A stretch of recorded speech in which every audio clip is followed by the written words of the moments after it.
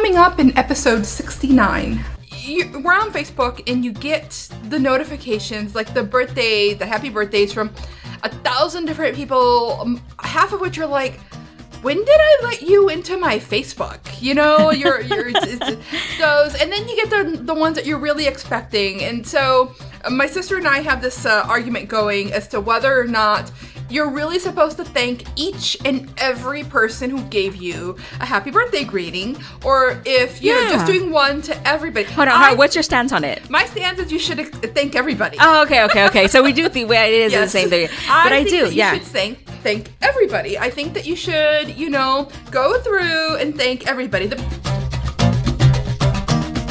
Welcome to another episode of The Little Radio Show. My name is Sandra Fernandez, and I'm joined by my co-hosts Juan, Alanis, and Anjelica Cazares, and we're bringing you small talk about big topics. This week, we wish Anjelica a happy birthday and talk about the Facebook birthday etiquette. Do you really have to thank each and every well-wisher? As the end of the year looms near, and so does a reality with the new president, we finally have a conversation about how the election impacted us, continues to impact us, and our hopes for the future. Be warned, this is part 1 of a 2-part conversation. Part 2 will air in next week's episode, and we are more than a little honest in this segment, with a few personal opinions actually making appearance. And in honor of the holidays, we're sharing a segment from last year where we reminisce about our favorite Christmas memories. Just a reminder that you can catch us every week on Thursdays at 2 p.m. Central Time on hmsnetradio.org. Our show archives and the link to our iTunes and Stitcher channels are available at thelittleradioshow.com. The Little Radio Show is brought to you in partnership with juanofwords.com and HispanicHouston.com. Thank you for joining us for another episode, and let me start out by saying happy birthday, Anjelica. Ooh, happy birthday. So, when this airs weeks and weeks from now, all of you are going to be saying, oh my goodness, the birthday is behind us, etc., etc. Okay, fine. And so is the election. She keeps telling me she's 29. Yeah, no, I was 25 last year. I'm 29 this year. Yes. So what we're really looking at is the fact that today is Anjelica's birthday, and I want to say happy birthday to Anjelica. I love birthdays. I don't know if any of you out there understand that. I adore birthdays. I love my birthday. I love other people's birthdays. It's one of those things where, like, you go on and because everyone should have a day that is dedicated to just them. Celebrating them. Yes, just to celebrating them. And, I take a lot of joy in celebrating my birthday along with Britney Spears. We are the same age, born on the same day. I'm just putting it out there. I have a little bit of Britney Spears, and I'm totally kidding. But I take a lot of joy in that. When she first came out, I was like, oh my God, she has my birthday. And she's my age. It's meant to be. No, I'm just kidding. All right. But yeah, I do enjoy very much birthdays, and I do celebrate just them. Are you going to share with us which birthday this is? Well, if you all know, if you don't know, you can go ahead and look up Britney Spears, and that's the same age as me. No, but we're turning 35 this year. Happy birthday, Britney Spears. Happy birthday. No, I'm just kidding. So, I'm celebrating, and I'm taking the day. I'm taking the day in stride, and it's been a good one. So definitely I don't actually have birthdays anymore. What I have is anniversaries of birthdays. Oh, is that what you have? So every year I have the anniversary of my 29th birthday. It's one of those things where I can never remember how old I am on any particular year. If somebody asked me my birthday literally just last week, and I'm like, it's 2016, and I was born. I remember when I had to go back and I literally had to count my birthday. I'm like, wait, I was born in 1979, so I have to do the math. And I'm like, okay, you're getting old when you start doing that. When you start having to pull out the calculator and just a little bit, start to calculate how old you are. Just a little bit, and so that's so birthday cake. Is there a birthday cake in your future? No, I don't enjoy very much birthday cakes. I do enjoy the occasional. Don't enjoy. No birthday cakes for me. I don't. Cake. Can we have cake in your honor? Yes, definitely. I would look forward to cake. But I don't enjoy birthday cakes. Cake here. Oh my goodness! But you know what? What I do enjoy is I love sweets. So if I can gather around people to have ice cream or something, it's just something about cake I don't enjoy. We'll have ice cream with the cake. Right? Is that doable? Ice cream with a side of cake. My mom likes to have coffee with her ice cream. Oh yeah. Coffee? It's a really good So like the hot, oh my God, I become British. The hot and the cold thing. Wow. My mom likes to have coffee with her ice cream. She's got me hooked on it now too. It's really, really good. You have your ice cream and you got a nice hot cup of coffee and you have them together. That is awesome. Yeah, it's kind of like that. What is that? The frozen? Oh no, the fried ice cream. That like it's the hot and the cool together. That just like makes it like really taste good. Oh yeah. I mean now that's what I want. We can stick in candle today and then have it, call it even. Yeah, definitely. So happy birthday, Anjelica. But having said that, you have your friends. We're on Facebook and you get the notifications, like the happy birthdays from 1,000 different people, half of which are like, when did I let you into my Facebook? It's those, and then you get the ones that you're really expecting. And so my sister and I have this argument going as to whether or not you're really supposed to thank each and every person who gave you a happy birthday greeting, or if you're just doing one to everybody. Hold on, what's your stance on it? My stance is you should thank everybody. Oh, okay. So we do think it is the same thing, but I do. You should thank everybody. I think that you should, go through and thank everybody. The problem with that is if you did in fact get 900. Which is that's a lot. Go and thank 900 people. Hold on, if I had 900 people congratulating me for my birthday, my gain on one more year, I don't know if that's a lot. 900 people to go back and thank. Yeah. So and then you miss one, and then you miss one. Oh yeah. It's like, oh Lord. Oh, you thanked everybody else, but not me. Oh, what are you trying to tell me? I just didn't see you. Oh my goodness. Or Facebook didn't load yours, or whatever. It's not as easy as you would think.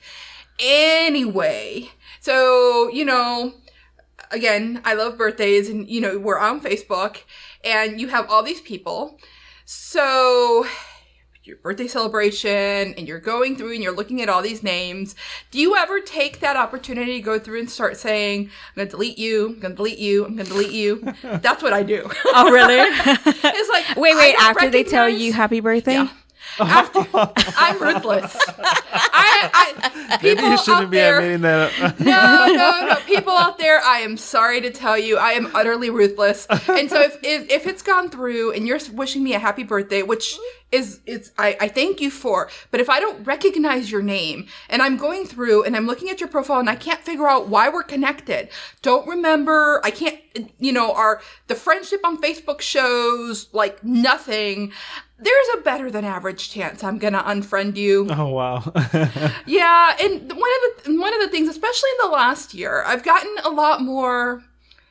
I used to be a lot more, a lot looser with my Facebook, networks than I am now. And in fact, that's leading us into the topic for this week, which is the fact that I have in fact also been unfriending people after the election, which are words that I never thought would have come out of my mouth. That's a very polarizing topic. Here we are 3 weeks away from the last presidential election. At the time of the recording, we're about 3 weeks away. So we are. I don't remember if we recorded right after it happened. I think we did. Yeah, I think we recorded. We didn't mention it though. No, we didn't. We didn't want to touch the subject. We didn't want to.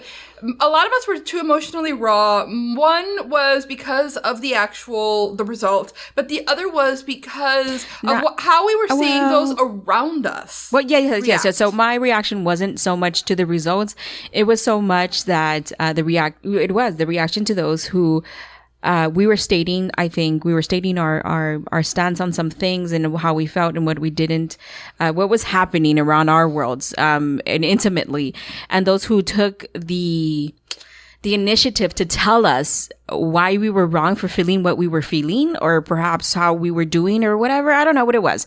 Anyways, and it became so much impactful. Like it felt like a double whammy, right? So it felt like the election and you got punched in the face, and then people come in behind you and be like, well, too bad, and blah, blah, blah, and oh, well for you. And it got punched in the stomach. That's how I felt. I felt like I was in a car accident, and I was coming out like I felt it. I was deeply connected to this election this time around, because of the way it was like taken, the way it was done. Well, I tried very, very hard not to engage with people because I believe everyone is entitled to their beliefs, no matter how misguided they may be. No, I'm just kidding.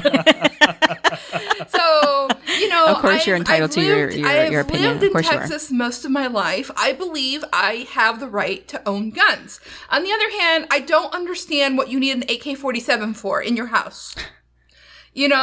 On the one hand, I believe that a woman's right to choose is constitutionally, should be part of the Constitution, should be part of your rights, and no one should have the ability to take that away. But on the other hand, I don't approve of people using abortion as birth control. You know what I've been... It's one of those things where I've got complicated beliefs, so I get to vote based upon my belief, and I don't get to impose it on other people. So I did not feel like it was my place to sermonize people about why they were wrong for voting the way they voted. Mm-hmm. But also, I don't feel that it was right for them to sermonize me. And then the discussion started on Facebook.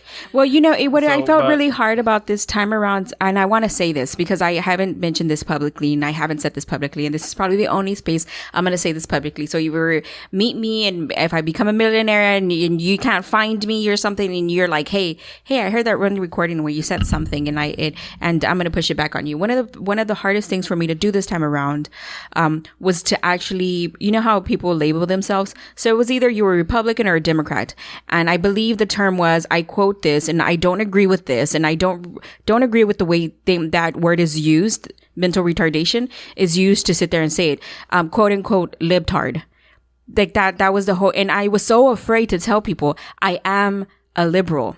I happen to be. I'm a conservative Democrat. I'm a conservative Democrat, and I'm a liberal Republican. Depends on which election you catch. But I happen to be a very conservative liberal. Conservative. Ooh, maybe that's a new term. I just coined it. Conservative. But I am, and I was so afraid to say that. I was so afraid to say it out loud in public to people in one-on-one conversations because I didn't know who was hearing. I didn't know who was reading the threads on Facebook.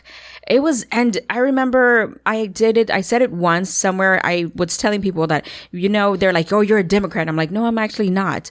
And they're like, well, you're not voting Republican. I was like, well, I tend to vote on issues based on the issue. And they were like, so you're a Democrat. And I was like, well, no, I'm not. But I was being attacked from somebody else's husband. But see, I consider myself, I've considered myself a Democrat most of my life. But yes. This year, for the first time, I voted a lot of independent so candidates over Democrats. And I can't bring myself to vote Republican. I'm sorry. But I did take a step away from the political party that was most affiliated with. And I think that, I'm okay with that. I'm okay Democrat? with that. Yeah, I'm okay with stepping away. And I'm like, I could see down the line if the Republican Party actually did something that I could support, that I would be like, okay, maybe I'll vote Republican. And I feel like that's where a lot of people are. They're kind of in the middle now, where you're like, I'm not really hardcore or whatever it is. But didn't you notice that? I remember going in my college years. Oh my God. I remember in a what was it? Was it a government class or was it social? I don't remember. Anyways, we were having the conversation in terms of government, and I remember the professor, he was talking about how it's not really frowned upon right now at this moment to sit there and quote unquote flip flop on, depending on what you believe, right? Because you can be for the party but be against one of their part of their whatever, and that's just the way it was. And I remember that, and I think and that's when I realized that I was a liberal, and my mother was Republican before. I think she switched completely from Republican to Democrat. I want to think that she is also a liberal, a very conservative liberal, but I don't know. But I think she's gone from Republican to Democrat. Anyways, because that's the way she voted before in the past. And I remember that conversation we were having with that professor. But this time around with this election, that was it. Either you were here or you were there. There was no medium for you. This was the first time where I have a lot of friends who we're on different spectrums of our political beliefs. And in previous elections and in previous years, we've been able to debate our different beliefs without it becoming personal. And this year that wasn't possible. This year the conversations got so heated. The conversations got so, my disagreeing with them was a personal attack. That I honestly felt like if we had continued the conversation, it would have broken the friendship. So what kind of a friendship is it where we can't disagree without it becoming a personal attack? And I think that's what is the craziest thing about the whole thing is that everybody, or not everybody, but a lot of people have you said, kind of chosen a side, and it's either you're on this side or you're on that side, and everybody's very passionate about it, and everybody's either you're on this side and you're accusing the other side of doing something, or you're on that side and you're accusing the other side of doing the opposite. And so it's it's just very divisive.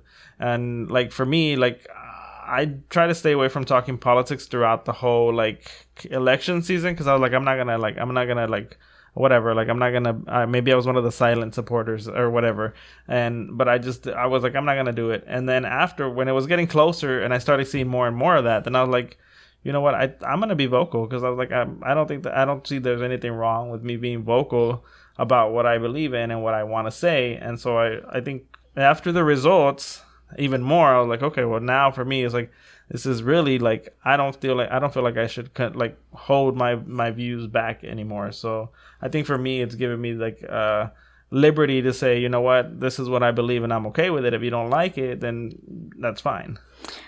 I did warn you that this was going to be part 1 of 2 parts. Join us next week for the conclusion of this conversation. And on to the rest of the show. If you're just tuning in, this is the Little Radio Show on hmsnetradio.org. To wish you a happy holiday season, we're sharing our favorite Christmas memories, which ran originally in an episode last year. Merry Christmas! Christmas is always a time of year when you kind of think about, family and traditions, and of course, there's a lot of people who think, well, it's a holiday that is very commercial and it's all very capitalized. It's you just buy gifts and stuff. But I think that one of the conversations that I wanted to have for us here on the show was to talk about some of our favorite Christmas memories of the years past or in the past that we've had to date, and it could be maybe when you were a kid, or maybe it's something that happened recently. So I'll kick off and I'll start with the best Christmas memory that I have. And so for me, it was when I was a kid. We were living in the Rio Grande Valley, and we were very poor. We were living in a little house with my brothers and sisters, and my 2 younger sisters weren't born yet. So there were 5 kids, and there were my 2 parents. And that year, for whatever reason, my mom had told us, we're not going to have Christmas gifts. We don't have any. We're not going to be able to buy anything for Christmas. And we never really believed in Santa Claus, because we always knew my parents were the ones buying us gifts. And so that year, we were all kind of okay, and we were disappointed, and we were kind of sad about it. But then we got over it. We were oh, well, whatever. We'll still eat. And so food always happens. And probably fried chicken, because that was my favorite. Ooh, fried chicken. As a kid. So, but I remember that morning, that Christmas Day morning, my mom kept calling my 3 brothers and I into the room, and into the living room, and she was come here. And she was insisting, and we were all kind of okay. So we walked over there, and they had a little a thing where you display it had 3 tiers on it, so it was 3 different things, and on those tiers they had a toy car, and it was a little wooden car for each of my brothers and I. And so it was 3 little cars, and even though it was a simple wooden car toy, and it was the best Christmas ever, because we were already resigned to the fact we weren't going to get anything. And so it was a surprise. Yeah, it was a surprise, and it was very magical, and I remember it very fondly. And my sisters didn't get any gifts that year. We did. We were the only ones that got them, because they were older than us. Now I know. It makes all kinds of sense now. I'm just kidding. No, but they were older than us, and so they didn't even complain. So it was just kind of one of those moments that has always stayed with me. Even though we didn't have it, my parents still managed to get us something, even though it was very small. and it meant so much. So for me, that's the best Christmas memory. Oh, that's cool. You know, my we've always made a big deal about Christmas for some reason. I'm not sure if it was my mom or my dad that it started with, but it was always, you know, a big deal. And my mom would start shopping for Christmas right around Thanksgiving. And she was always the kind of person that she had our presents way in advance. And so there would be presents underneath the tree for weeks and weeks. Oh, that's torture. For weeks and weeks. And of course, you know, we're not allowed to go and open it up. And that's really hard. My dad firmly believed you were not allowed to open presents until the 25th. So, you know, everybody else got to, and there was no stay up until midnight and open one or anything like that. But I do remember the one year where he relaxed his rules and he's like, okay, if you stay up to midnight, you can open one present. And you know, it was the same thing. We had Santa didn't bring our presents. Mom and Dad brought the presents. We got to open one thing that evening, and I remember what it was, and it was a Wonder Woman action figure, and that was awesome. I'm excited. You made me excited. That was a Wonder Woman action figure, and yes, but my Wonder Woman action figure, that was the best thing. That's nice. But a few years ago, and you were saying how, you know, we're saying about how we know that Santa doesn't come. And I'll bring this up later so we can have a firmer conversation about at what point do you tell your kids that Santa doesn't exist. But my nephew, who explained to his mom that he knew that Santa didn't live in the North Pole because all his toys say made in China. Santa Obviously. lives in China. Santa lives in China. That's cute. Well, I think that's great that you guys had the discipline to wait till Christmas Eve. Oh, no, we didn't have a discipline. We had a dad who wouldn't let us. Because when you go to our family's house, it's like at midnight now. It's like a mad. Yeah. Like as soon as it turns midnight, like just the paper flying everywhere. And but my second favorite memory is, you know, my niece and nephew when they were little, we showered them with gifts, and I'm talking we were over indulgent, whatever. And between, they were the only grandchildren, both sides of the family. And one year they got so many presents, they literally got tired of opening them. Oh my God. The next year, we all agreed we're going to show some moderation. Can you imagine having so many presents you got tired of opening them? Oh my. Was it a bunch of stocking stuffers that were wrapped? Oh no, sweetie. They were gifts. They were gifts. Oh wow. So, we had to start showing restraint the next year. So I don't have a lot of childhood like best memories of Christmas because I don't want to bring like a dark cloud and dark but my mom was a single mother for a very long time, and so gifts were very sparse and few between, and a lot of the things that she did was we got like one of the placements in our life was our 15th birthday, and every 15th birthday, and she's done it with all the girls in the family, was we all got a ring for our 15th birthday. But that's all she did. That's all she showed was like, this is significant and this is the big thing for you. But for Christmas, a lot of the times we didn't get a lot. And so when she married my stepfather, we traveled to his family, and you know, there weren't so many gifts as there was just to be around, you know, people that we knew and things like that. But one of the I do remember one year when she refused to buy a Christmas tree, and I begged for one, and she's like, "No, why would I buy a dead tree? I don't understand. This is not where my money's gonna go, Anjelica. What is wrong with you?" And so she bought a. I don't remember the tree, but it was in a pot. It was in a pot, and it was tiny. And she's like, "Here you go, decorate it." I was like, "Fine, mother." But that year, and again, you know, she wasn't big on giving gifts, and so I remember that year we had they were wrapped little presents, and we were like, "What is that? We don't use this. Is so like not what happens, you know?" And so we opened it. There were boxes of Thin Mints. But me and my sisters always remember this, because my sisters do remember this. I remember one year, it's specific now as an adult and having my own child, my sister just went all out.